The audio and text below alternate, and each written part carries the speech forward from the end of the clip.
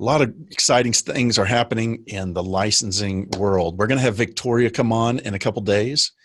It might be next week, actually, before she comes on. But she's going to update you guys on a lot of the different searches we're getting.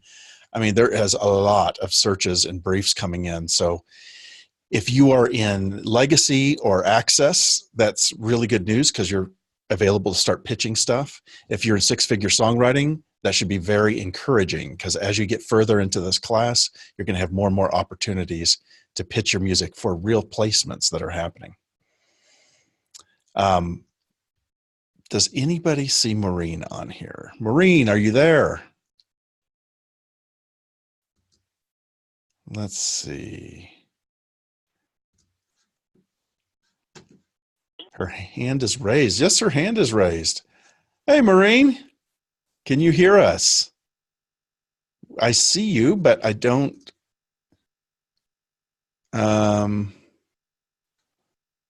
Let's see. We can't hear or see you.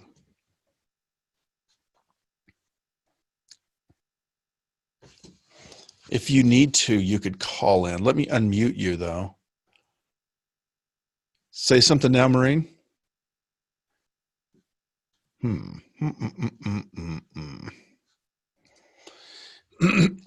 If this isn't, if she needs a little bit more time to get connected, we can do a listening session. We can talk about a song.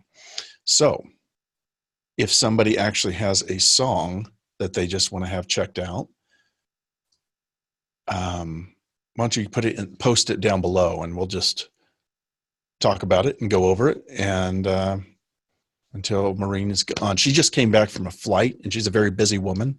So we want to make sure she has the time to connect in. All right.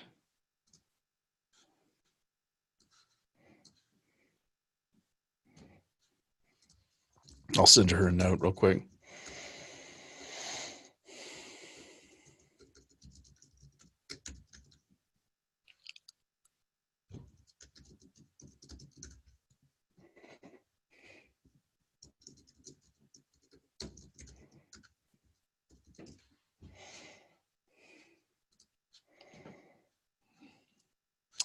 Ooh, there's a bunch of songs. All right. Let's check one out.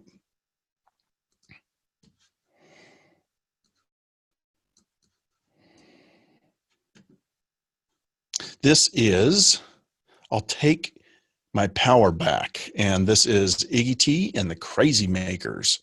Who is Iggy T? Is this Sarah Todd? You can unmute yourself.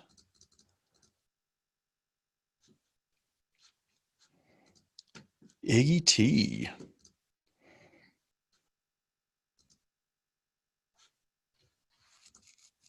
All right. Iggy, are you there? Sarah, can you unmute yourself?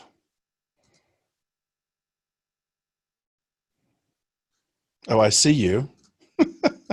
You're desperately typing. You're screaming into your microphone. All right. I will just look at your text, but I'm going to go ahead and play it. I feel the tide is rising. I hear the inner voice. I'm calling all the powerless to make a new choice. They've taken you for granted. They've hung you out to dry. When you're sick and tired of standing in the hurricane's eye, sing, I'll take my power back, please. I'll follow your subtleties. Ain't no point in playing the same old game, no. Ain't no way I'm gonna let you drive me insane. You're here to make history. No wall is too high. When you feel the insecurity to make the climb, sing, I'll take my power back, please. I'll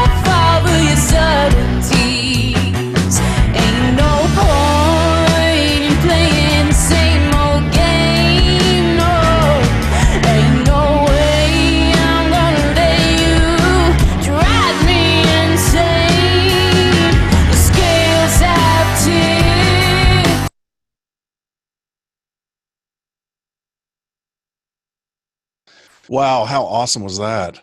Sarah, Can you hear me? I can now. I just unplugged all my everything, so I'm just on the laptop now, so I'm stoked that you can hear me. Thanks for playing my song. Yeah. How are you? You look like you're in a ski lodge. Did you just come off the slopes? I have absolutely no excuse to be in this amount of clothing. I'm just a cold person. I live in Ojai, California, just north of LA. Oh, yeah. No excuse. And I'm in my house. Okay. Tell us the background on that song and where that came from. Is that from? I keep hearing people, and at the Sync event, I kept hearing people talk about how they were getting briefs for female empowerment songs. Mm-hmm. And I remember specifically hearing Wendy say that she was into rock and roll. And so we talked briefly about this song. It's a song that I wrote about female empowerment. I actually previously released it on an EP for this band.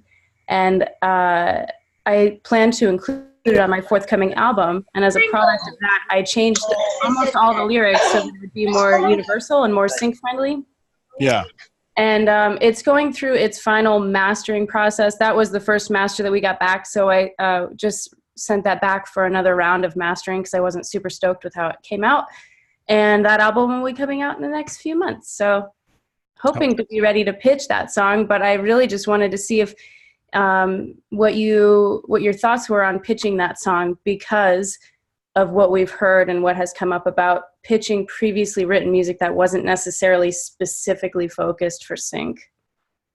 Oh, that doesn't matter. As long as it fits as long as it fits what is needed for sync, it doesn't matter if it was written for that. In fact, it's actually better if it's not written specifically for that, because it doesn't err on the side of sounding like it was written for that.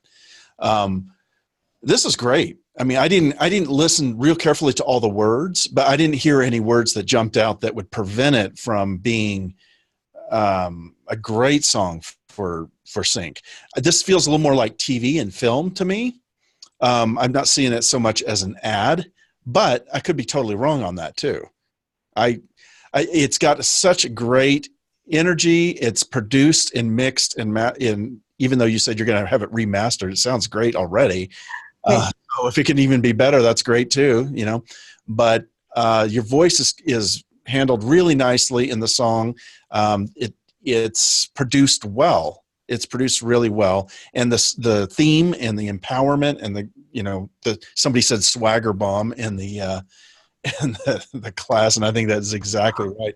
It's totally a swagger bomb song. Thank you. That's so sweet. I had the link literally in the next tab. So I was like, what? And I just put it in there. And then I started like uncontrollably shaking. Like, what did I just do? I can't believe I just sent that link.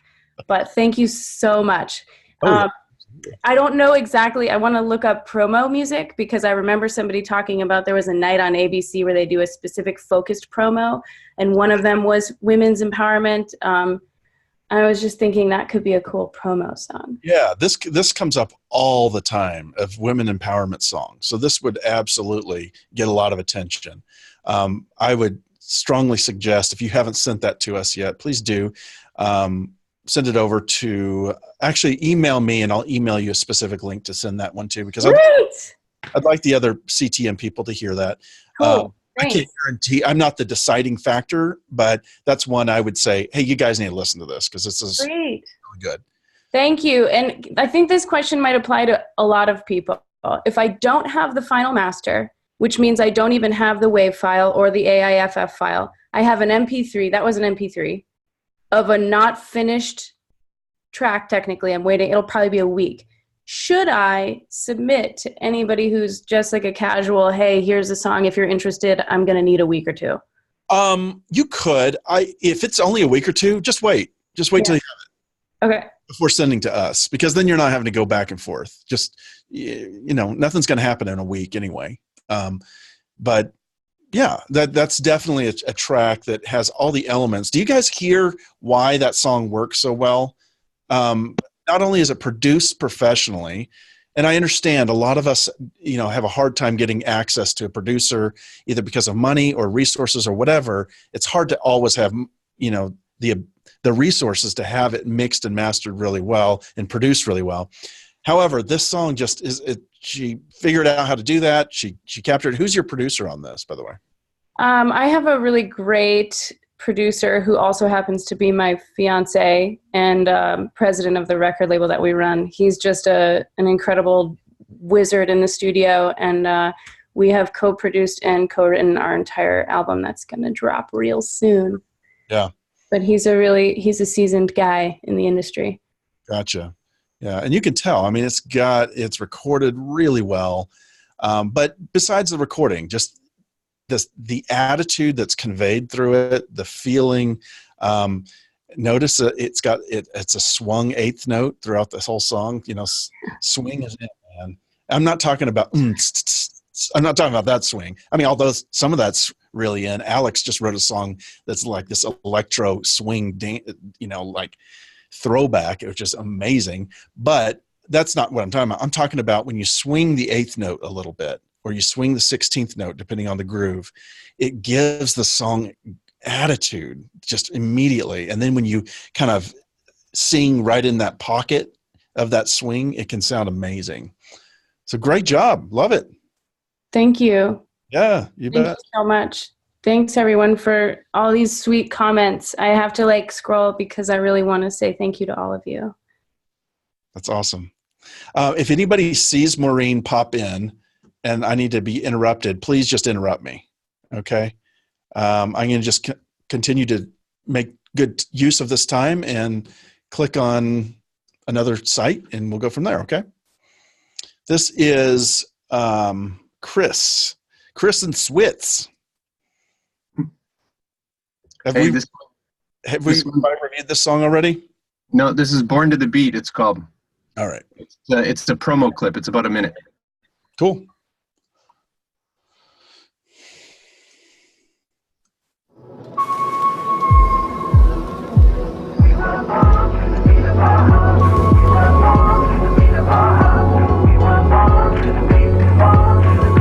Three, two, one.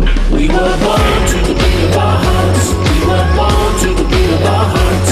We were born to the beat, born to the beat, born to the beat. Let's be together. Let's be together. Possession melody, living in harmony. Music is the remedy, rhythm is the cure. Possession melody, living in harmony. Music is the remedy, rhythm is the cure.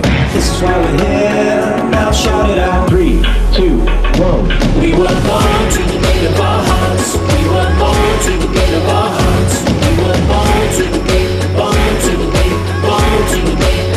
Let's be together. Let's be together. We were born to the beat of our hearts. We were born to the beat of our hearts. We were born to the beat, born to the beat, born to the beat. Let's be together. Sweet. Thanks, Chris. Tell us real quick about that song. That was a songwriting camp in Spain. We ended up getting in some big Buddhist discussion about life and so on, and talked about how when you're listening to music at a concert or something and you have the beat, everyone's hearts are kind of connected and you feel that energy. You feel connected to everyone in the room. And so we wrote, I've got a full song, but that was kind of a clip that we made of it until I get to finish the song. Very cool. We're thinking maybe it could work for ads and so on. Yeah, definitely has a vibe. My thoughts right off the bat, I think the production is the best part of it. I think the vocals could be a lot better. I think the voices sound gentle and nice, and yet the production sounds aggressive and active. The production elements, the drums sound really cool. It's not mixed that great yet, but it's got those bones. It's got the right bones that are very current. But I didn't feel like the vocals just didn't convince me. It sounded like people just singing to a song when they should have been, I don't know, owning it a little bit more. Yeah, that's good. We actually just did gang vocals at during the Catch the Moon event. John invited a bunch of people to do gang vocals on each other's songs, so we did that. I didn't get to add them in yet, but maybe that'll help actually. So I'm glad you said that. Yeah, maybe so. I also felt like the chorus needed to go somewhere else. Like I liked that refrain. I liked that you're coming back to, we were born to the beat of our, is it heart to the beat of our heart? I like that. I think it was cool, but it felt like it needed to now go to another part, another chord. And I kept kind of hoping it was going to go somewhere more. But I think that little hook is good. That's the kind of thing ads like that. I'm not sure that I didn't feel like it was the strongest hook, but it was hooky. Those were my thoughts on it. Okay. Yeah. I think that from a lyrical theme, that's a great idea. Born to the beat of our heart. That could be used in a lot of different stuff. So I like the words and the theme to that. I just didn't think the writing itself was strong. Good. So, Right. yeah. Thank you for sharing it. Appreciate it. Tobias. Let's jump. Fine. It looks like Maureen is on. Oh, okay. Maureen, are you here? I'm going to unmute you. Can you hear us?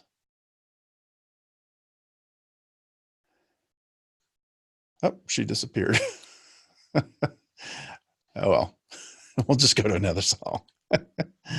Tobias, let's go to you, buddy.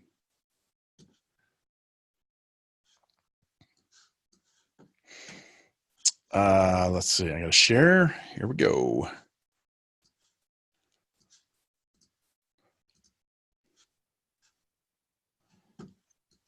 All right.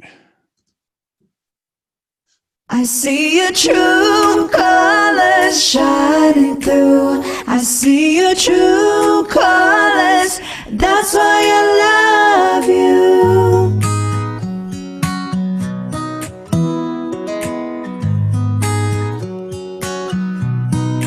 You with the sad eyes.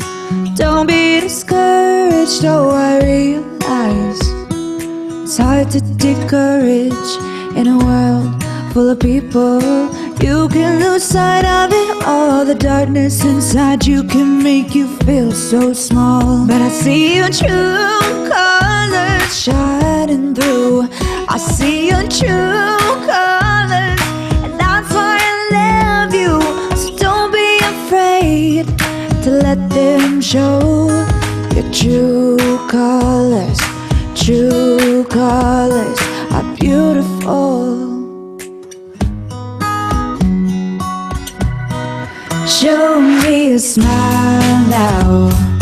Don't be unhappy. Can't remember when I last saw you laughing. If this world makes you crazy, if taking all you can bear, you call me up because you know I'm true colors. Don't be afraid to let them show your true colors. True colors. Don't be afraid. Don't be. Very nice. Tobias, are you here? Yeah. Cool, man. Right here. Yeah, I love Lauren's voice. It's amazing. I've worked with her before as well. And yeah, it's smart to work with her. I felt like right off the bat, her vocals sound like they're kind of veiled. It didn't sound, it sounds like there's like a couple, like a thin sheet between me and the microphone. Not a thick sheet, but a thin sheet. And I don't know if that's in how she recorded it, or I don't know if it's in the production itself, but there's something there that needs to be removed so that it sounds a little more present. Like, Okay. So if you can identify what's going on there.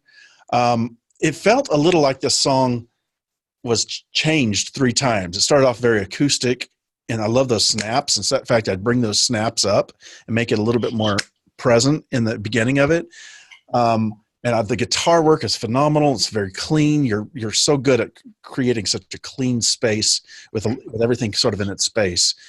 For those who don't know, Tobias is a great producer. He is just better. I felt like as the song progressed, it was trying to be more than it really needed to be. It like those drums, as it got further and further, it was kind of like, what was wrong with before? What was wrong with the percussion before? my preference would be if you're going to elevate it to another spot, just do it once. Don't do it again. Here's the thing about these types of songs. Cover songs are often best. If you're going to do a cover song, it's really, really important to consider doing it very differently from the original. So if the song is fast, do it really slow. If the song is really slow, do it fast. Now, this is different enough. It's still intriguing to me. But if you're too similar, and I hear this a lot from Wendy, our licensing agent, a lot of people that are doing cover songs right now, it's too similar to the original. And it doesn't catch as much attention. The more you can do a weird take on it, like if a song is happy, do it dark. If a song is dark, do it happy. If a song has a lot of power, do it mellow. I mean, you're kind of looking for a completely juxtaposition to how the original was, and you'll have a lot more success with that track when you do that. So I would just keep that in mind for the next time you do this. This, to me, is a little too similar to the original. It's beautiful, though. I almost felt like there's a lot of great stuff here. I mean, her voice is incredible. Her performance is amazing. Again, I think there's something in the mix of her production that just sounds, again, like there's a little rasping. Are you hearing that at all? It didn't stick out to me before, but I'll definitely check it out again. Yeah. I just think it could be a little more present. Okay. And then the drums feels a little loop-like in parts. Like, are you using loops in this? Yes. I mean, very different. I mean, I change them up all the time. Maybe this contributes to your impression that it's changing a little too much. So Yeah. I tried not to have the same loop going all the time, obviously, but it still loops, yeah. Right. I would actually consider, if you're going to use a loop, use a loop that's actually recorded from a real drummer instead of looking for, this sounds like a MIDI loop, a loop created with virtual instrument drums or 808s or whatever. I would look for something that's created with brushes or something that's way more real sounding for this. You're talking about like in something like this that's sort of like an organic production, or you're talking in general when using loops? Well, no, sometimes what you did works perfectly. I just think for this song, I think it needs a little more, stay organic a little bit. Yeah, I see what you mean. Okay. Because there's several parts in there that the kick drum pattern didn't really line up, and it felt like it felt like you dropped a loop on that to try to. It's kind of squeezing a loop into the spot when it didn't quite fit. A drummer wouldn't have played that kick pattern that way. Does that make sense? Yeah. That's when it stands out. So I would consider that. But yeah, there's a lot of great stuff here. I mean, this is worth finishing and polishing up and putting it out because it's great. It's beautiful. Cool. Thanks, man. Yeah, man. Appreciate it. Is Maureen back? I think she's having some technology challenges today. Oh well. Well, if she doesn't get on, guys, we'll do another session and make sure somebody can help her with whatever she needs to get on. Let's go to Ken. Let's jump over there. Hold on. Not ready yet. I know you keep to yourself. Hold on. It can be hard when people push you around. Trust me, you're strong. All right, here we go.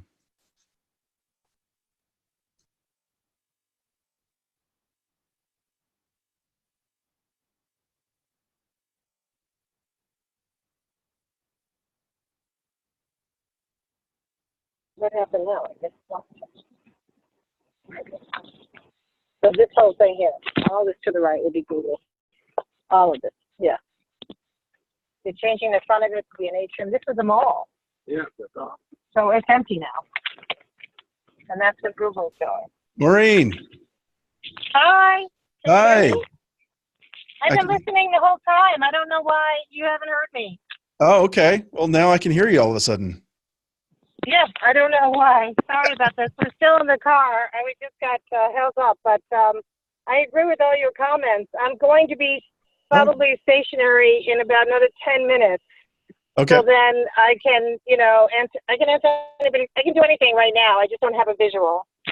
Oh, that's fine. Okay. You want me to wait 10 minutes, or do you want to talk? No. I'll talk right now. I can tell you just on the last one, I agree with everything that you said.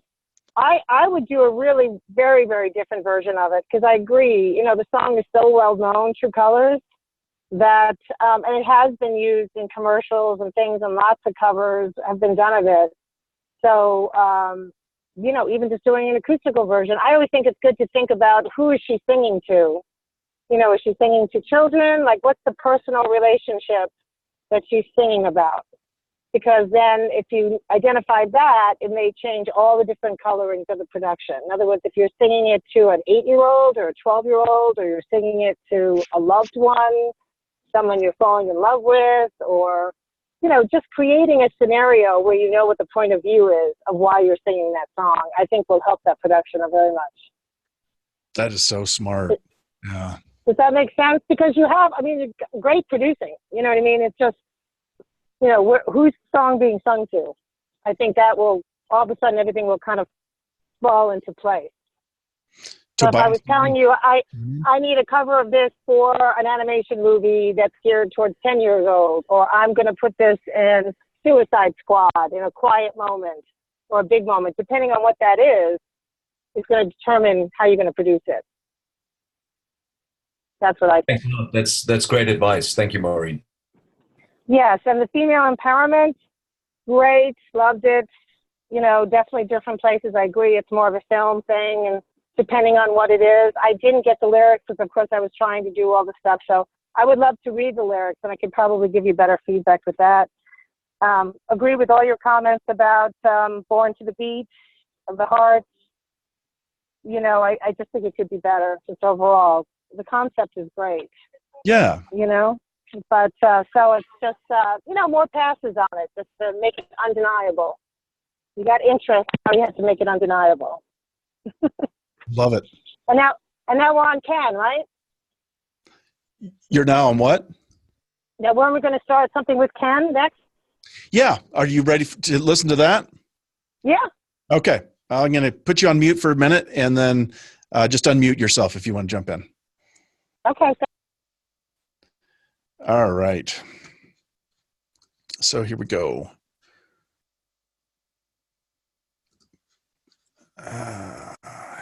There we go. Here we go.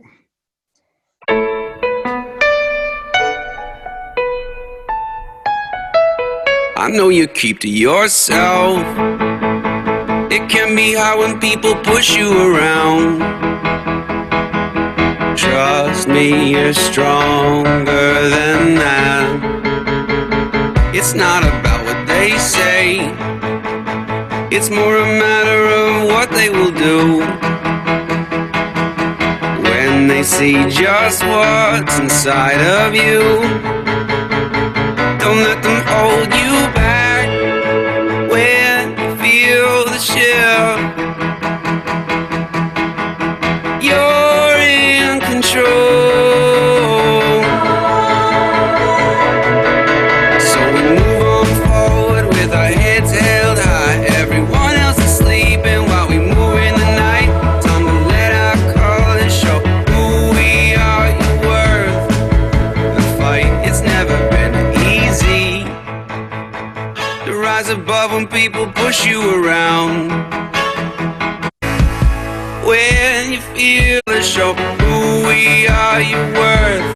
When you feel the shift, you're in control. Move on forward with our heads held. Sweet. Hey, Ken, are you online? Can we talk to you? I am. I'm here. Hey, man, talk to us about the song.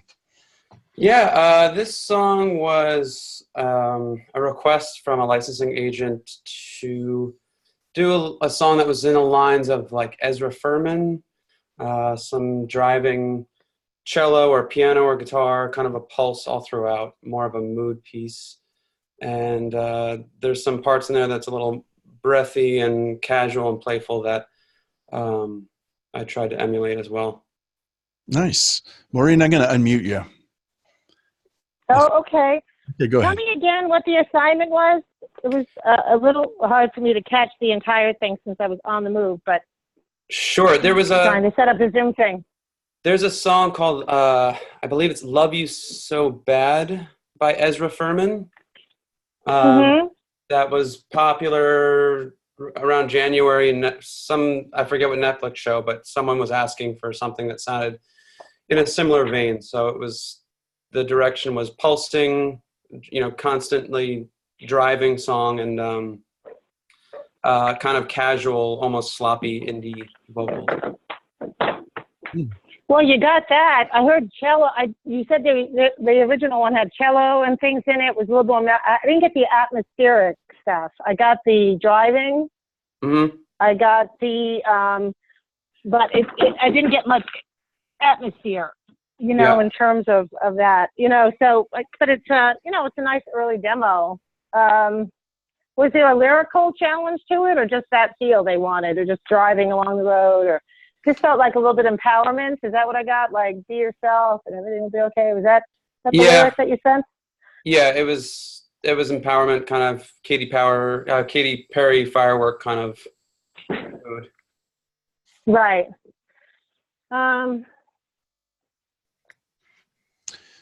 Yeah, I don't know. I just, it's an early demo, right? You weren't planning on licensing this. I don't think this is just an exercise at this point, or you're finishing it off, or? Yeah, I'm still working on it. Or is this the final? Yeah. I'd love to hear the next pass of it. Cool. Thank you very much for listening to it. I appreciate it. Yeah. And again, to me, it's all like did they give you the scenario of what's happening driving down the road or why they wanted that? Like, what is supposed to, besides that feel? They didn't give you a scene description or anything or any of the background about what the people were doing or? No, this was just less of a brief and more of popular request kind of. Oh, okay. Okay. Cool. Thanks, Ken. Yeah. Thank you very much, Ken. Yeah. I'd love to hear another pass of it. I would just keep working on it and, beefing it up a little bit. That'd be great. Yeah, I like your vocals a lot. I think your voice has a real, I don't know. It reminds me of other bands, and I can't put my finger on. I keep thinking Oasis, but I don't know if you told that ever. I'll take it. I have not. It kind of reminded me of Oasis, but that piano another song reminded me of Ben Folds 5. Did you ever hear them?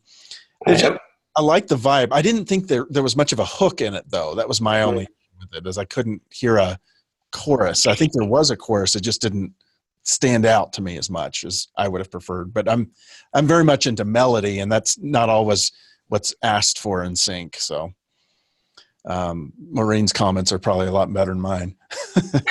I appreciate. No, I agree with. I agree with it. I think the whole song needs. I mean, I think it's a good first pass, almost like a draft, kind of an ideas and stuff like that. Like you've got the driving tempo. Now I think it just needs to, a little stronger hook and exactly what the song is selling would be helpful to me. But that's the process. So I'm really happy you shared it early on. Yeah. Thank you guys for listening. I appreciate it. Absolutely. Maureen, thank you. Could you tell us a little bit about your history into music supervision and let these people know who you are?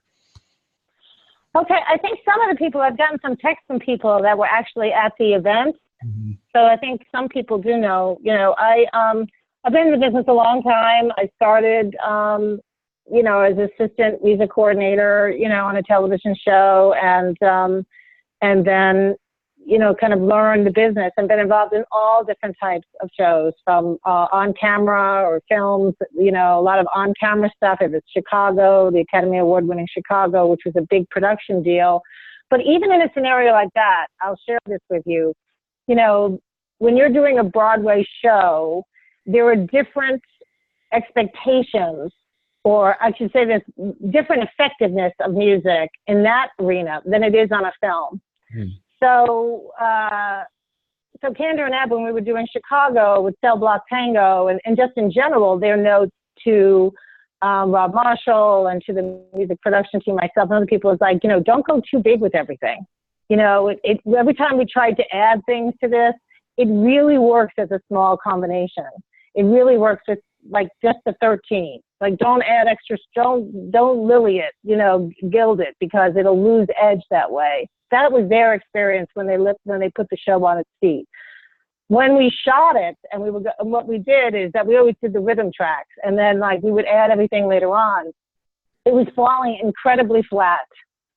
Cell Block Tango was like, yeah, okay, I think I'll go get a soda. Like, it was not, you know, I mean, it was visually dynamic, but musically it was just kind of like, yeah, I don't know about these women. And it was the string arrangement. The string arrangement was killing the edge of and we did like 3 or 4 excellent arrangers, you know, orchestrators, all these different things. And so in conversations, I said, you know what it really needs? It needs like that macabre seduction, the kind of thing that Danny Elfman does so well, that it's evil and it's a little dark, but yeah, I'd like to go. You know what I mean? It kind of draws you in. And that was the note that really changed it all around. Give it a Danny Elfman edge to that orchestration, that thing of just making it seductively, like it's evil and it's, you know, come on down. And that's exactly what it did. And that lifted the entire thing up. And it's the, you know, it's the key piece in the entire film. But I just share that with you just to show that all those details that we just talked about, Ken, like, oh, you know, it's supposed to have this and that. You think like, God, there's so many details. It's so important to know where you want it to go, what the effect you want it to have on people. Because once you do that, and if it's not there, you're thinking, is it having that effect? And if it's not, then something's missing or something needs to be altered in order to create that atmosphere around the song that's going to hit its target. In terms of the target is being the emotional appeal. Whatever that emotional appeal is of the song or the production, it's like getting all those pieces together. And in this case, it was the string orchestration.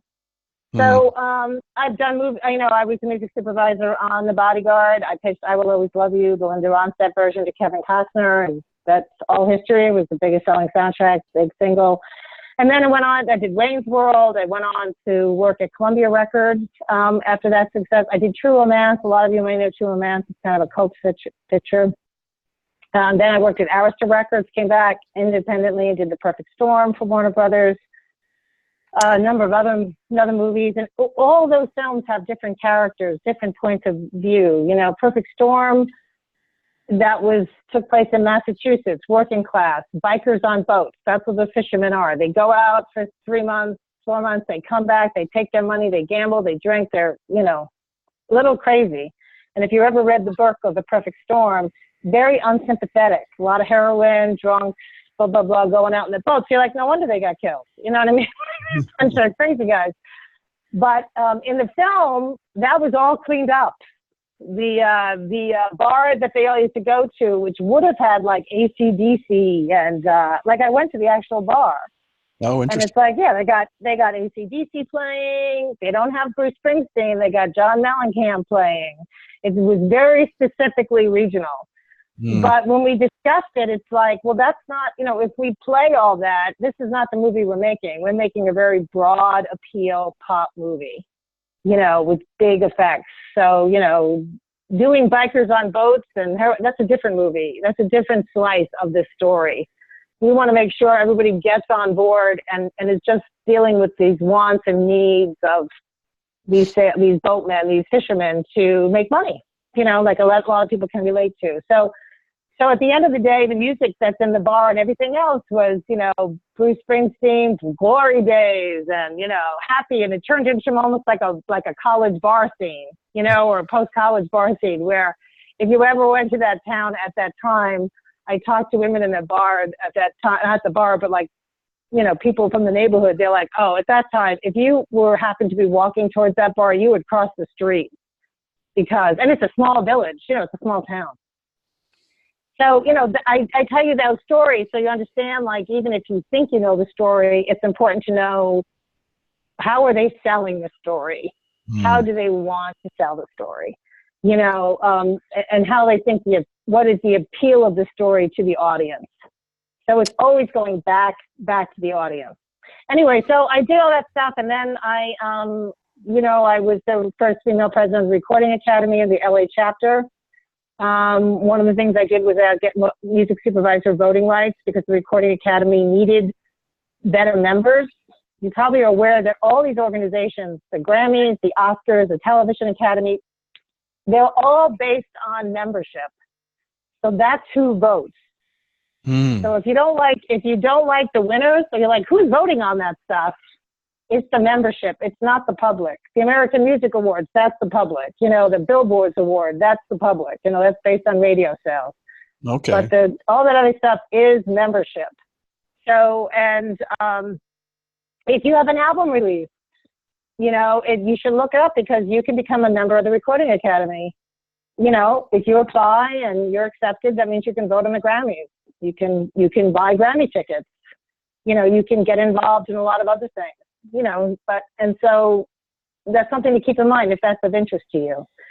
So after that got me into advocacy, and then I started a guild of music supervisors, because once they got music supervisors voting rights, I said, do you want a guild? And I pulled together like Alex Gustavus and Dave Jordan and the leading music supervisors at the time, PJ Bloom and all these different people, and they all said, yes, we do want that. So then we got award status, and then we got voting status at the Emmys and Emmy Award. Now we're working on the Motion Picture Academy and benefits. And there's a drive. I can't say it's big, but I will say it's big. If you're working in it, it's big, is to get benefits for independent contractors, songwriters, music supervisors, choreographers who are currently cut out. So that's what's driving me these days. That's awesome. Is that enough, Russ? Is that enough, Brian? Yes. Let's open it up. Does anybody want to ask Maureen a question? Raise your virtual hand and I'll call on you. All right, Michael. Hey, Michael. How's it going? There you are. Good. Awesome. Right on. Yeah, I just wanted to say I was just doing a bit of research on your story, and I saw some other interviews, and I think it's amazing that you created a guild like this. What were your biggest challenges in creating a community like that? Well, I think the biggest challenge, always, you get 10 people in a room, you're going to get 10 different opinions. Mm-hmm. So I think that, I think the biggest challenge to forming the guild, is just getting consensus. Initially we did it, and then it was, we got everyone to agree, and then I had to do all the legal work, and then it was like people calling me up saying, hey, I'd love your music supervisors to come to the Hollywood Music and Media Awards, because we have all these bands we'd like them to see. And I said, well, we don't really have to go see them. Honestly, unless you're doing something live on camera and you need the look of the band, you really don't need to see the band, unless you want to see a following and all this stuff. And these are all pretty, a lot of them from Europe and stuff. So we're saying, well, why don't you offer them an award, music supervision? Let's see if they come. And they did come. And then we started our own awards. It was like, probably doing things incrementally, because it was also educating music supervisors of all the issues. And that's probably been the biggest challenge, because they're afraid of upsetting people. They don't want to upset the studios, but they want it. They know they're underpaid. So it took, almost 8 years for them to agree to actually go public, which they did last year at the Variety Awards in this panel, and Variety covered it, about music supervisors basically getting minimum wage and no benefits, no unemployment insurance, no anything, just thanks. So, that's the challenge. And some people are afraid of,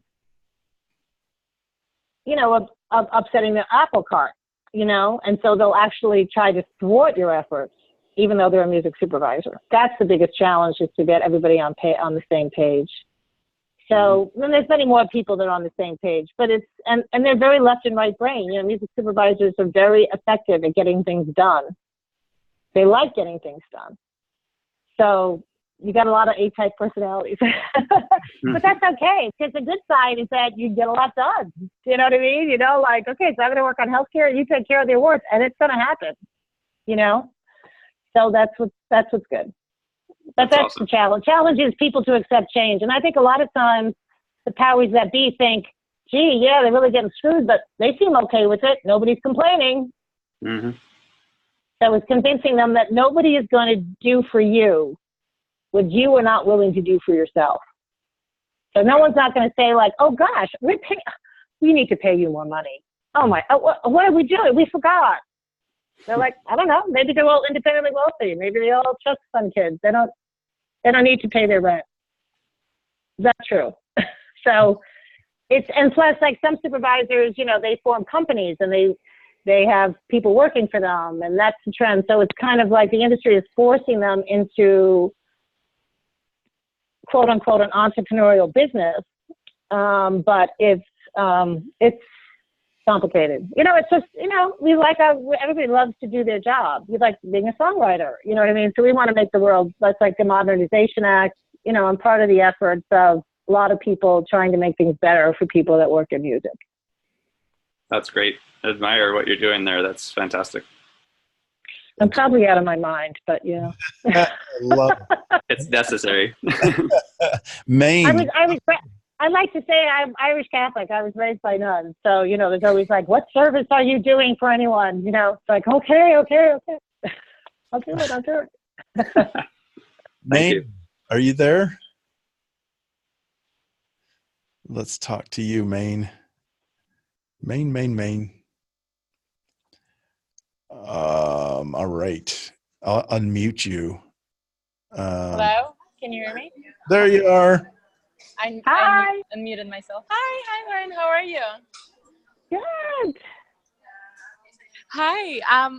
I had a chance to talk to you after the conference and telling you how literally The Bodyguard changed my life. And I remember that. Oh my God, yeah. Yes, thank you so very much. Literally after that movie, I decided that I want to do music. So it was a really important moment for me.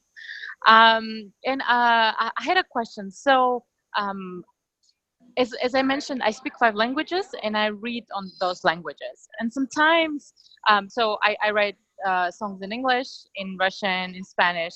And so sometimes I have a hard time understanding which language to use for which song. So would you say it would be profitable to write the lyrics like in different languages for the same exact song and try to pitch that? Or would you say like just, what I got it. What languages do you speak? I'm fluent in English, Russian, Spanish, Armenian, and French. Cool. Okay, well, I would say Spanish right off the bat. French seems to use French, but it depends also on the song. You know, there's a producer named Eve Nelson who works a lot for Disney.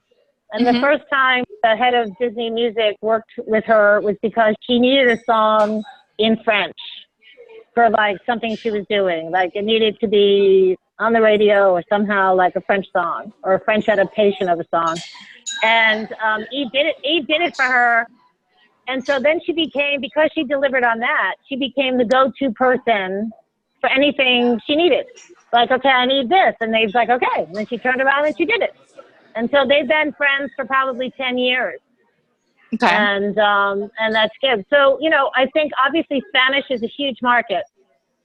And like, for example, there's a show that's just starting, or it's probably getting into post, that's based on a novella called The Hotel that was on PBS that is being redone in English.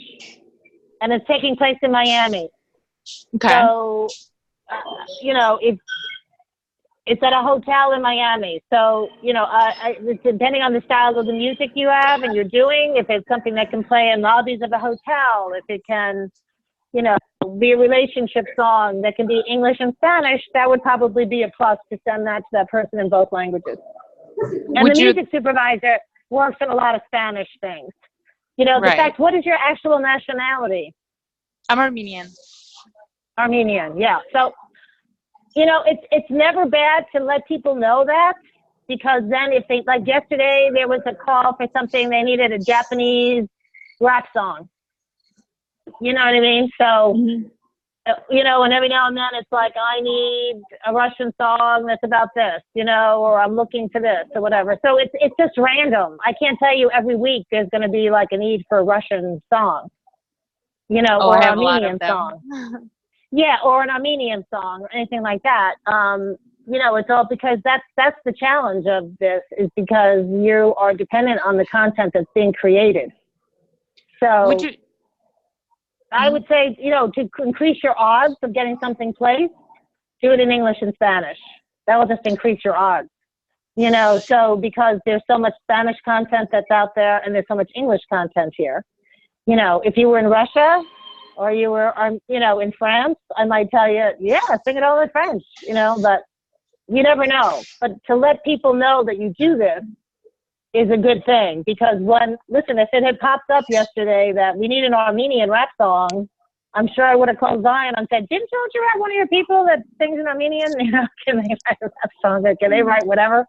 You know, that's how it goes. Okay, would you advise to mix it, you know, like how in one song they would use a little bit of English and then Spanish words here and there, or would you advise keep it clean, like sing everything in Spanish or sing everything in English? I would have all versions. First of all, the most important thing is the song's great. So if it lends itself to English and Spanish or Spanglish because of the stylistically nature of it, you know, great. If not, if it's, you know, what was that big hit, Despacito? You know? Yeah, Despacito. Then you don't need it. You know what I mean? Right. You only, I can't evaluate that unless I hear the song. So the most important thing is write an undeniably great song. And then, you know, or music, or, you know, if it's, you know, an ENMD or a pop song or whatever, just great. And that it has an authentic reason to be in both languages, you know? So I'm sure there's a Spanish version of Havana out there. There is. Yeah. Okay. And why is that?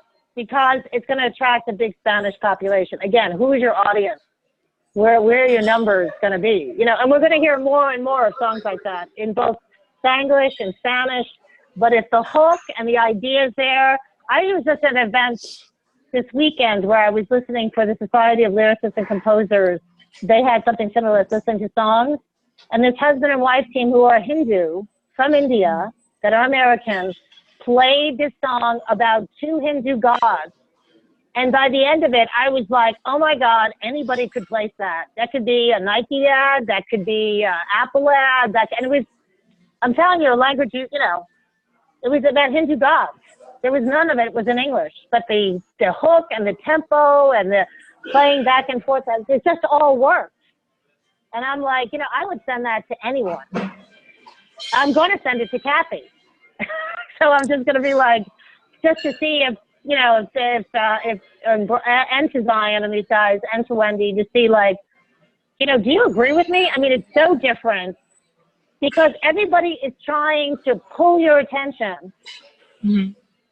How do we pull the attention of people to listen to us? You do it by writing a hit and by making the production undeniable. Of hook and earworms and links. And this Hindi God song had so many earworms on it. And, you know, it wasn't because it was in Hindu or English or this and that. It was very authentic, very sincere. And, you know, it's like being in Bollywood. You know what I mean? You're like going, I don't know what they're singing, but I want to dance and I want to have a good time. I'm in, you know, like I'm in. So that's why there's no hard and fast rule. It just depends on what the perception like of your song. You know, where is it calling you, and where can it go that it's going to have the biggest impact? Got it. Thank you. Looking forward to seeing you again. Yeah, I'd love to hear your song. Thank you. Thank you. Thank you, Maine. Myra, let's talk to you. I'm going to unmute. Hey, can you hear me? Yep. Okay, cool. Hi, Maureen. Hi. Hey, I got a chance to talk to you at Scene Keepers about a music supervisor, I think, who was scheduled to be at Scene Keepers, who placed my song last month that wasn't there. And you had said, reach out to like Catch the Moon or somebody who could get their email, you know, to build that relationship. And so I asked and didn't get it, but that's okay. So I went ahead and I got an IMDb Pro account because I'm really trying to research the crap and, you know, do the thing that people, if you're not willing to do it for yourself, you know, then nobody's going to do it for you. So I'm doing it. And my question is, are most music supervisors represented by agencies? And I'm looking on IMDb Pro, and if so, the agencies that are listed for them, can I just email the agent and hopefully pray it'll get there, the email will get there? Or is there a better way to go about that? I've even considered Twitter to say, just say thank you to Madonna for placing the song. That's all I want to do. Like, I wrote her a letter because I thought she was going to be there at the Scene Keepers. I'm really dumb like that, but you know, here we go. No. None of that is dumb. And I think, yeah, I would think if you can thank her on Twitter or something like that, to say, you know, thank her. Sure. Don't send her. I mean, she's always jokes that she loves chocolate and stuff like that. I always say, don't send music supervisor flowers. Yeah. Because so many times there'll be like a multi-platinum album. I had these two producers that I helped set up, and I wasn't an agent or anything like that. I was just, you know, doing what I do. And they sent me 2 carnations in the mail. And at first I thought, oh, they just probably want to get reconnected. And, you know, they were a husband and wife act. They had an album out. And I met with them and I said, I got to tell you, I don't see you as an act. I see you as a production team. You know, and you should go meet with Steve Vincent over at Walt Disney. And they did. They ended up doing High School Musical, Cheetah Girls, like every single album. It totally changed their lives. And I got 2 carnations in the mail. Aww. And that was nice. That was nice. But at the same time, it's like such a disconnect. You know what I mean? Like, I don't know if I wasn't really expecting anything. And I'm sure they thought it was very generous to send the $10.95 for the 2 carnations in the mail. But, you know, it's just the way it is. And so I don't think supervisors really expect to be thanked, because honestly, very few people do.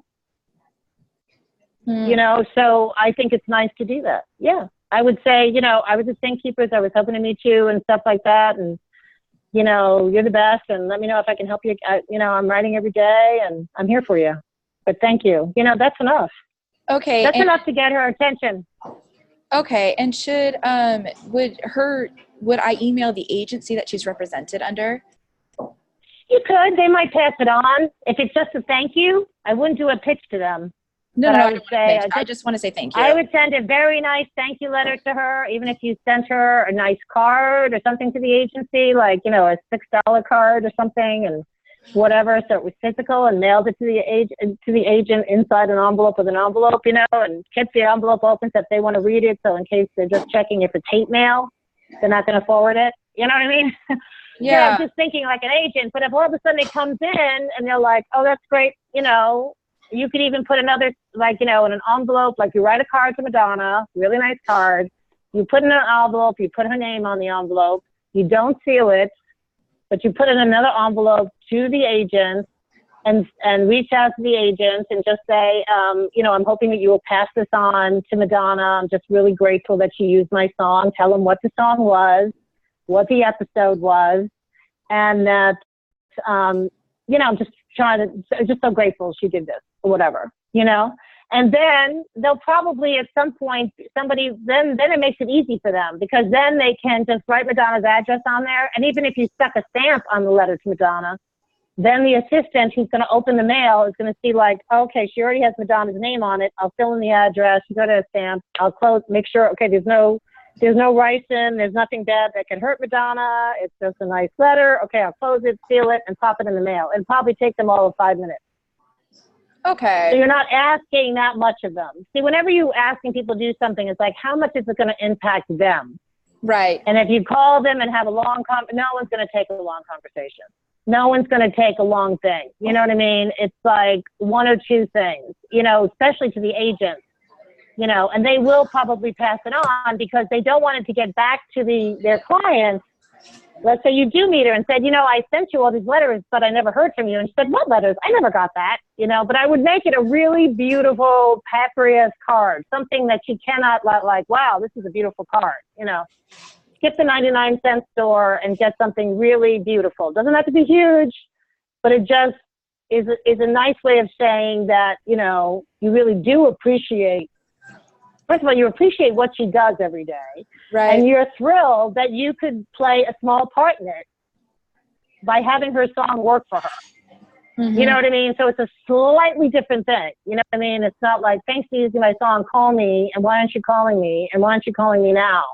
You know, it's all just directed at her. And then it'll be like, hey, and make sure on the card you have your email address, you have your phone number, like, you're my hero, call me anytime, see you later. You know, and then that's it, you know? And I do think, I mean, I've said this before and I'll say it again. Even though you can do it on your own, again, it's like, how are you going to have the maximum impact? That you want, if you're hunting and pecking individual things, which is good, it's always good to be informed about your business, but you're not getting calls every day from all these different people looking for music. But but Catch the Moon and other agents are. And so you can't really second guess what they're doing. So, and plus the fact that people know her, they feel safer. Mm-hmm. The fact that your stuff got licensed means like, okay, because the first thing, if I heard from a songwriter that I had placed the song and she did it independently, my first fear would be, did you place this independently or did somebody place it for you? Crucial Tanby placed it for me at Crucial Music. Oh, at Crucial Music. Well, that was part of it too. So she felt comfortable going to Crucial Music to do it because she knows Crucial Music. Like if I got a letter from a songwriter outside of that, independently, my first fear is like, oh my God, are they going to sue me? Are they going to tell me that somebody else wrote the song? Are they going to tell me that they have to pull the thing? Like, you know, our biggest fear is that somebody is misrepresenting themselves. And I've said this before, like Disney won't let you do individual stuff. And I'm sure if it's a Disney show, let's say Crucial was in a Disney show, they had to be vetted by Disney. Vetted meaning they want to know their financials. Because if they screw up, Disney's going to sue them. Okay. Mm-hmm. And they want to make sure anybody who's submitting music to them is bonded and vetted so that if there's a mistake and somebody comes after them, they're going to come after the supplier. And they make no bones about it. If you work there as a music supervisor, you have to go through a whole training session understanding their philosophy and agree to it before you work on any of their shows. But I would still send the note to Madonna thanking her because you just want to say like, you know, I just want to reach out. Yeah, But don't be surprised if she doesn't come to you individually. And even if she does come to you individually, is going to want to have somebody representing it for you. Or maybe not. I don't know. I don't want to talk to her. You know, I don't want to speak for her. But the few times I have done that, I have made the writer go through a lot of hoops to make sure that there was no problem. And that was usually with a company that might have been a little looser and was okay with it. And I still force them because I know music supervisors, very rarely, I know one incident where they were sued by the production company they were working for because there was a problem with the song. It impacted them. They couldn't sue the writer. So they basically sued the music supervisors to get the money back that they had paid for them to do the show so that they could pay it off. Wow. So guess how much they love that writer now? They don't. Exactly. Yeah. And I'm sure that writer has never worked for them again or that company or whatever. Because, you know, there's a lot of companies that come in and out that are fly-by-nights, that are just carpetbaggers. You know what I mean? They're not really trying to make the world better for music. They're just trying to get a buck, you know, or they'll try to get the production company like, well, it's almost done. You just got to convince the other 50% guy to agree. Here's his number. It's like, no, that's not my job. You told me you controlled this whole song. Now you're telling me, oh, I forgot. George and Susan and Marilyn and Joe and Eileen are part of it. I'm like, are you kidding me? I already played it for the director. Now I hate you. Because you created a big problem. You had the director and the producer love the song, thinking everything's cool, and now it's like, oh, I forgot to tell you about the 5 other people that are on that. But you can convince them because you're the big studio. It's like, you know what I do? I go find a replacement song immediately. Immediately. And hope, and at the same time trying to work out this deal. Because it's like, that's the worst case scenario. Thank you so much, Maureen, so much. Okay. Thank you. Well, I hope that helps. Yeah. No, it does. Your knowledge is so invaluable, so I just really appreciate. So yeah, send her a nice note. I mean, really, I would send it to her agent. I think it'll get to her. You know, maybe you'll hear from her, maybe not, but she'll appreciate it. I know she will. I'm gonna do that. I'm gonna get a nicer card. Yeah, I mean, if you can, you know what I mean, or even, you know, something that shows how much you know, that you appreciate it. You know, something you would send to a loved one or a mother, or, you know, something, you know, something, because otherwise if it's just whatever, it's like, oh, nice. However impressive it is how impressed she's going to be. If it's a 99 cent, you know, I don't care if it's not the cost of it so much. You know what I'm saying? So it's just kind a of really nice like card. a little wow factor. The difference of like $2 versus $4 or $5 could have a big difference in the wow factor. Yeah. Oh, thank you so much, Maureen. I really appreciate you, and this whole group appreciates you so much. And we're just so lucky to have you here at Catch the Moon. So thank you. You're welcome. I hope it helps. Well said. Hey, Maureen, I want to be respectful of your time. It's 2:09. Do you have time for one? I'm yours. Yes, I'm yours. I'm so sorry. I mean, I listened to everything, so I know we kind of did this in reverse. We were going to talk first and then listen to something. So you got a little bit of everything. So I'm glad I heard everything, and I apologize for the mix-up, but it was just traffic and, you know, just a series of unfortunate events that held me up. Christina, let's ask you. She has a question for you. Okay. Hi, Maureen. Hi. Hi. Okay, so I am an independent pop singer-songwriter, and I have 2 questions. So first of all, can you tell us, since you were the president of the LA Recording Academy, can you tell us a little bit of the benefits of joining a recording academy as independent artists? And also, could you tell us a little bit about your time and your role when you were at Columbia Records and how, being at a record label? Yeah, the benefits of being part of the Recording Academy, you know, is the community. I know where do you live? I live in New Jersey. Oh, you live in New Jersey. So the Recording Academy chapter is in New York. Okay. So you might, you know, you do meet a wide variety of people. You know, they are looking, they're going to have a new president coming on board. They definitely, you know, with most academies like this, because it's a volunteer board, you know, you usually get people that are pretty well established and have time to do it and also, you know, have the flexibility to do it. But they're always looking for independence, younger people, things like that. So, so that's a benefit in terms of meeting a lot of people. Okay. The other side is that you can, you know, if they accept you, if you have released records and stuff like that, if they accept you as a member, then you can go to any Grammy events. You can start getting involved in the chapter. You could run for the board. You can, you know, buy Grammy tickets. You can, you know, it's more like that. It's really not. It's always kind of like people are like, what does the Recording Academy do for me? And it's really more like what you can do for the Recording Academy. Okay. You know what I mean? Is add your voice. And then in terms of Columbia Records, well, you know, I had 2 big soundtracks, Wayne's World and The Bodyguard, and I hadn't really worked at a record label. Most music supervisors come out of the record industry. And I shouldn't say, when I started, not now, but when I started, it was still a relatively new career because they basically did everything pretty much in-house.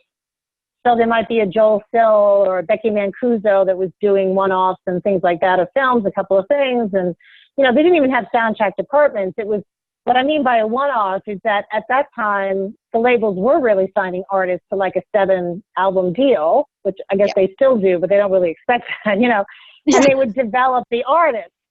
Well, Columbia was never, a lot of labels aren't great at actually developing artists, or even publishers at this point, even writers, which is why, I mean, I said at the conference that I think what Kathy's doing is invaluable, because it's actually kind of teaching you so much about the industry from the inside out, you know, as opposed to like from the outside in. So at Columbia, it was really interesting. So I didn't know anything about a record label. Soundtracks were obviously very hot. It made it very hot, and they continued to be hot. There was all these different things going on.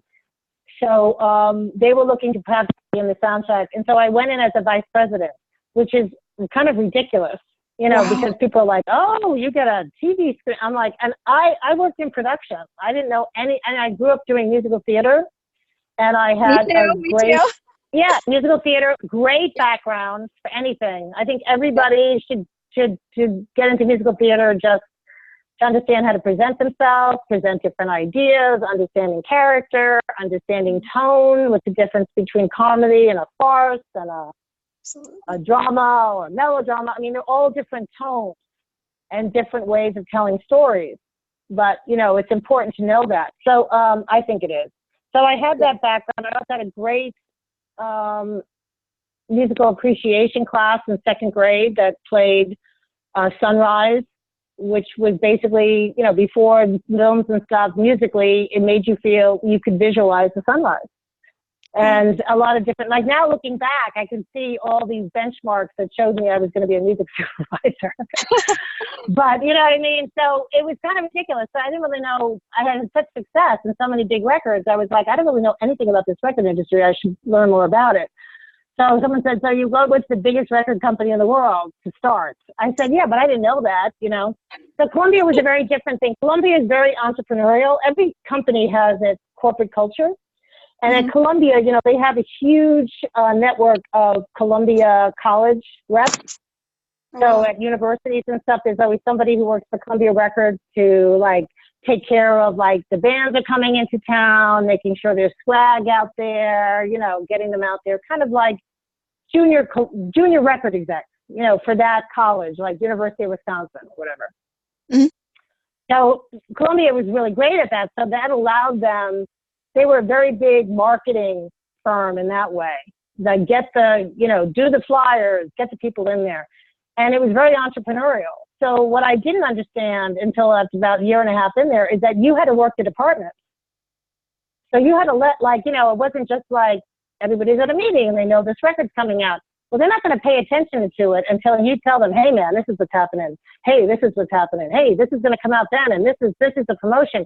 I thought the marketing guy that I was working with was telling them all that, was doing all that. And then I found out, no, he's got 6 or 7 other projects going on. You better call the sales guy. You better call this guy. You better call this.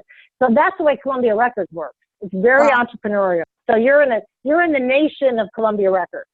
And I think that's true for artists as well, you know. And this was during the time period before downloading. Downloading was just starting. And they deserved to, you know, honestly, the record labels were like going, oh, the album's done, but there's no single. Like, well, how could the album be done if there's no single? You know, and so they would have one good song and the rest of the album would suck. And then kids who were buying their records over and over again were like, I just wasted this money for one good song. So when, you know, you were able to download it for free, it's like, yeah, I'm getting mine back. Yeah, I'll download it for free. Sure, I already gave them money for crummy material. I know I like this song. I'm going to download it. So that's just the big picture.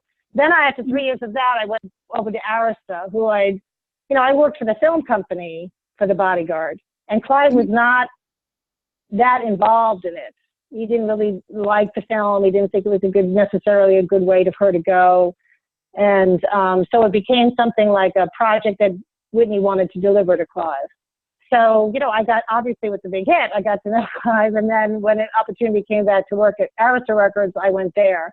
And Arista is a totally different company. They use a lot of promotion. They're about radio, or, you know, get it in the ears, get it in everybody's ears, and then the rest will follow. And it's Clive's company.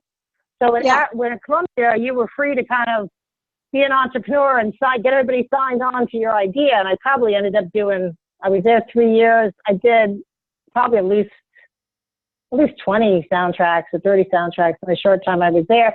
I go to Arista, I maybe did 5. Really? You know, because it was so specific towards it, and also they had a very specific, like at one point we were involved in Cruel Intentions, but we didn't have the artist to support it. Somebody else was pushing it, and Clive said yes, and then I had to deliver on it. It's like, okay, well, they want all these acts, the virgin acts that they want. They don't want Tara McLaughlin. They don't want Whitney. They don't want Teal. They don't want the bands that we have because it doesn't fit their story. So it ended up going over to Virgin after several months, and they thought, oh, how did that happen? It's like, well, we didn't have the act. Wow. It's like saying, oh, you want a waterfront property? Well, here's some mountains. Isn't this nice? And everyone's like, well, where's the beach? Oh, you like it here anyway. It's like, no, we want the beach. Yeah, it's crazy. So that's what's important when you look at labels, working at labels, is how do you fit into the corporate culture? Yeah. And what the atmosphere is, and what are the goals, and how do you spell success? Like anything else, So I got a great education, and it served me very, very well in terms of when I work on a film. Like when I was in Chicago, I set up a VH1 special for, behind the scenes in Chicago. I would make sure we got video of stuff, and make sure we got other so we could feed it to the label and help the label and help the film. Because if you're promoting the film, it helps everything. But a lot of supervisors don't necessarily know about that, or don't care, or don't have that marketing. I've been told, and I've proven I have a very good marketing sense of how things should, if there's an opportunity, I'm not going to be like, oh yeah, that's good, somebody should take advantage of that. I'll make sure, like, hey, did you hear about this? Yeah. Let's make that happen. You know what I mean? So, no, yeah. I guess the bottom line is, if you work for a record label, don't take anything for granted. Get to know everyone, make everybody your friends. Mm-hmm. And even if someone says they got it handled, make sure they got it handled. Because I know there are managers who hire people just to manage the labels. Wow. To do exactly that. Because a lot of labels are like, well, you can pitch it and you can take care of this. It's like, no, I'm managing a lot of other things. You know what? If you say you're going to have it on this date and you all this stuff, they hire somebody, they have a staff, like, make sure they're doing what they're saying they're doing or what we want them to do. Mm-hmm. And you can do that as an artist too. You know what I mean? It's just like, and nicely, of course, you don't want to piss anybody off. Exactly. You want to support their efforts. You just want to make sure they are doing the effort. Exactly. And, and they have a lot of other people doing the same thing. So if one product manager who's managing the marketing and the promotion and everything else has 10 acts, you got to make sure you squeak as much as the other ones, or give them a reason to pay attention to you. That's amazing. Yeah, I'm so glad I asked that question. That's so helpful to hear. I actually, first of all, to speak to your Arista thing, one of my friends actually just got signed with Arista. His name is Nobody, so that's cool to hear you talk about that. But also, I'm learning a lot about the corporate culture. So when you mentioned that was really cool. I'm part of a program. It's called Built by Girls, and it's by Verizon Media. And you get partnered with a different person at a different company. So right now, I'm working with someone at Spotify in the marketing department. And so, oh, great. So she was talking to me a lot about the corporate culture. And so when you brought that up, it was so interesting. And one of my friends is looking to sign with different labels, and he was telling me a little bit about like the culture at like Atlantic and different things. So that's very helpful information to hear about, especially from someone who's worked at different labels. So I really appreciate you speaking to that. So thank you so much. No problem. And that's a great thing with Spotify, and you're going to see like Spotify now is really into content. Do we have video? Do we have everything else? Because they know the more information they give you, the longer you will stay on the site. The longer they stay on the site, everything else. Apple has maybe a different philosophy. Everybody has their corporate culture. So learn what you can and then decide where you fit. And if you can fit there. Exactly. Yeah. I like to think That's great. Congratulations. That's great. Thank you. Thank you so much. I appreciate it. Can I just say one thing? Somebody was telling me earlier, like, what was the most challenging thing? Okay, so this is what happens when you deal with a board. Okay, so Spotify does not do sponsorship. Neither does Apple. Like, oh, we have to go to music supervisors. You want to sponsor awards, everything else. They never do it. They wanted music supervisors to put together specialized playlists based on their shows and stuff like that, but they didn't want to pay them. And I said, well, what if they considered it, it's marketing, it's promotion. It's like, well, we don't really need that, That's what, so somebody else can pay us? Why don't you pay us? And then they were like, well, it's marketing, it's promotion for the shows and blah, blah, blah. And then they said, okay, we can't pay them. I go, what if they get to a certain number of followers? Will you pay them then? No. But I think they may have changed some of that, but I'm not sure. But anyway, they were going to do a sponsorship. They went through the whole thing. This was probably like 5 years ago. And somebody on the board was like, well, isn't this the new record label? Shouldn't they be? They should be paying us. They should be doing it. And he convinced the board not to accept the money. Wow. And so we didn't. And then the guy went in and we did a meeting with me and then pitched his own book and then decided, Spotify's impossible. Forget it. And we lost that money. So that's what's frustrating. But that happens in business all the time. You just have to go, okay, well, next, moving on. Did they want the show? Don't be surprised. Did they want you guys to pay them? Is that what they wanted? No, they were going to give us a sponsorship. They were going to sponsor us. And the board decided, this one man on the board just convinced the board that we should hold out so that they pay the music supervisors. Oh, wow. To put these playlists together. So,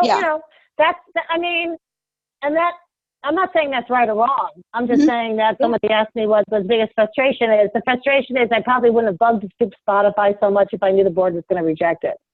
Really? But sometimes you don't know that. You don't know that until you go through the process. Because initially they're all like, yeah, maybe, maybe. Oh my gosh. But then somebody gives them another out. But that's politics. It's politics and everything. Exactly. You got it. Thank you so much. Thank you. Thanks. Anything else? I want to make sure I give you all anything that you need because I feel bad that I was listening for the first half hour but not talking. How about one more question? Can you do one more question? Yeah. All right. This is Jared. Jared, Hi, Jared. You still there, Jared? Yes. Can you hear me okay? Yep, there you are. All right, cool. I'm at a coffee shop, so sorry, my voice. Just want to make sure you can hear me okay. Hi, Maureen. Good to hear you. Yeah. Thank you so much for all your advice. And I did want to say there was an opportunity I could have maybe met you at the Sink Keepers, but you poor thing, you were being hit up by so many people, and you had a tuna sandwich in your hand, and I was just like, I have to let you have your space. So I hope you got to have a little just reprieve and relaxation for a moment and have your tuna sandwich. But I guess my question is, as we're kind of going through all this, we have just these amazing people in the support group, and Kathy and Zion are such good mentors in kind of like encouraging and helping us and everything. I was wondering, did you have kind of a mentor or somebody that like really inspired you and got your kind of foot in the door from that beginning? And I know you're a tenacious, you put the hard work in and stuff, but was there somebody that kind of was that leg up, so to speak, at the beginning, Maureen? Well, for me, I came out to Los Angeles. I didn't know anyone. My sister was a teacher. She was married to an actor who wasn't working. And he suggested, he goes, well, you don't know anyone in town. Why don't you volunteer on some, film projects, student film projects? So I volunteered for a couple of AFI films. And one of the directors, I got invited back to his second year. And he had people that had worked on his films go and interview for the job. And because, I think opportunity that says you're prepared for the opportunity. I think the musical theater background was very significant. And the fact that when I went to Syracuse, I was a communication major. And one of my projects for a documentary class, I picked a local TV station to talk about putting together the news. And I called them and asked if I could follow around a reporter to do this class assignment. And they said, sure. And actually, the reporter at the time did say, like, sometimes the stories are so boring, we have to burnish them, make them into gold, kind of jazz them up a little bit, which is basically manipulating the news, So I did well in the class. And because of that, the TV station didn't know I didn't actually see the final version, but because I was around the TV station so much doing this class assignment, they actually asked me to see if I was interested in working the 4 to 11 shift at the local TV station. That was like, doing Chiron for like it's 82 degrees and blah, blah, blah, whatever it is. But because I had that background, when I came into LA and started working on these AFI stuff, there's just some basic things that I knew about, like, oh, that cable needs to be wrapped or this, that, because I had experience in production. And so, of course, I thought I was a genius, which I wasn't, not at all a genius. But anyway, so that's how I got on the short list. That's how I got on the short list to actually go to apply to replace him, because he was being invited back for his second year, and they needed an assistant music coordinator on the show to watch lip sync and to, you know, hire sideline musicians and everything else. And so, and because I had musical theater, I was like, oh yeah. I think the first day on the job, I asked somebody, they had a string quartet back to back, like a marching band. The director wanted to shoot this special shot, and I said, oh, that's different. And the guy who was training me goes, well, what are you saying? I said, well, a string quartet needs to see each other. That's how they keep time. I guess you could do it like this, you know, without a conductor or whatever. It was just kind of like in a pit, you know, like there was no conductor. It was just kind of weird. And so he still could have done it. There could have been some rationale about it, but that was my first instinct. And he's like, well, that's your job. Your job is to tell that person, just like FYI, if you're thinking this is realistic, it's not. But if you're okay with that, then go ahead, you know? And so the director did want it to be realistic, so he did change it. So he did change it because he didn't want it to seem weird. So, and a lot of your job in music supervision is educating people about music. Sometimes, like most people, they're like, well, I like this music, so therefore it's right for the show. It's like, I don't know, none of the characters look like you, sound like you, live where you do. Demographically would not be listening to this music, really has nothing to do with the location of the film. Like if we're in New Orleans and, you know, you're playing British music hall music for some reason that has nothing to do with New Orleans or nothing like that, there may be a very good reason to do that, but you better have it in the script. Otherwise, then people are going to be like, where are we? Why are we here? You know? So that's all that stuff. That's, again, tone, relevance, story. So I think those experiences got me prepared. And of course, Gary LaMello, who's the head of Warner Brothers, I had done a bad movie. I want to say it was a bad movie. It wasn't successful. It had some storyline problems or whatever. But the producers went on to do a movie at Warner Brothers, and they were having difficulty with the record label. Wanted one thing, they wanted another thing, and nobody was getting along. So they asked me to come in and help, which I did. We went a little bit over budget, but I kept everybody informed, like, okay, we can have this band. Everybody agrees on this, but it's going to cost more money. Is that okay? And they're like, yeah. And so everybody was happy with what I did. And so because of that, the record company recommended me for Wayne's World, and the head of Warner Brothers Music recommended me for The Bodyguard. And so my whole life changed because of that. So I always say, you know, there's no bad product. Product. I mean, I always draw the line at dismemberment. I can't get into a film about dismemberment. That's just my personal line. Some people are fine with it. I'm not. You know, I think like anything that degrades, like really is degrading. You know what I mean? There has to be a hero in it. I think at one point I was working on a film where it was just, there was no redeeming, there was no hero. You know, even with Interview with the Vampire, there was the reluctant vampire who wanted to be good. You know what I mean? You know, the vegetarian vampire, you know, the vegetarian vampires. You know, that's somebody you can root for. You know what I mean? But if people are just getting killed left and right, and it's like, oh yeah, we're winning, we're going to kill some more people, it's like, yeah, it's not me. I'm just not the right person for that. You know, I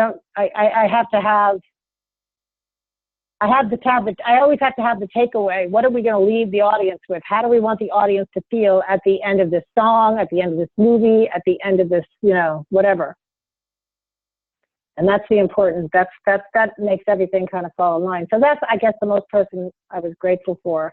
And I always say, like, just do your best. Just always do your best, because you never know where it's going to lead. Never. Right. And I think you get more success sometimes with a failure, because there's more friends in a failure. When something's very successful, everyone's like, they're getting too much credit. They're getting too much. I'm not like that, but some people are like, well, it's all about me. I made it success. I made it successful. This, you know, success has a lot of friends. But I think opposite-wise, it's like, it can breed contempt. A lot of success, all of a sudden, Fox is mad at Arista because you're taking too much credit for this success. And Arista's like, what do you mean? It was our star that made this happen. And all of a sudden, you're like, both of you should be thrilled. Everybody's making money. You know, but egos get in the way. Makes a lot of sense. So just be nice to everybody, because you never know. You never know. Thank you so much, Maureen. Great questions, guys. I really appreciate your input and everything. This has been amazing. Thank you for taking an hour and a half out of your day. This is super helpful to us. So, well, thank you all so much and for your patience on the technical side of this, because I thought it was all going to work and it didn't. But I thought I'd be in the car and it still could work, but it didn't. But all's well done as well. So thank you so much. Thank you, guys. Thanks, everyone. Okay. All right. Bye.